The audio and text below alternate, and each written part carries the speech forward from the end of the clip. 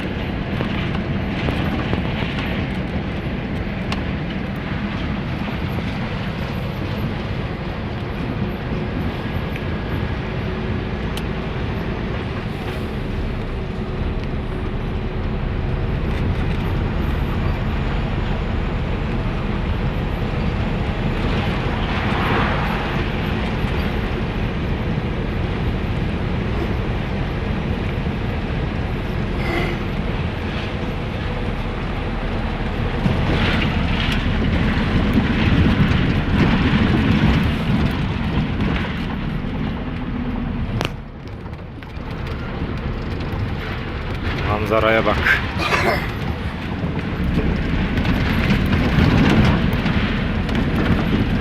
Derinliği kaçtır bunlar?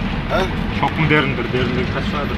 Valla bu dünyanın üçüncü büyük baraj olması lazım. Dünya, Türkiye'nin değil. Dünyanın üçüncü büyük baraj olması lazım. Veyahut da birinci, bilmiyorum.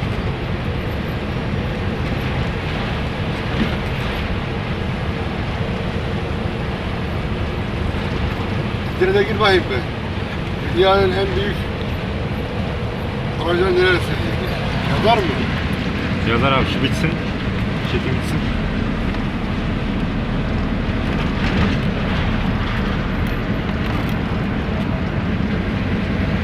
Ben üçüncü biliyorum ama bilmiyorum. Yani Gürcistan'dan ortak olursak burada.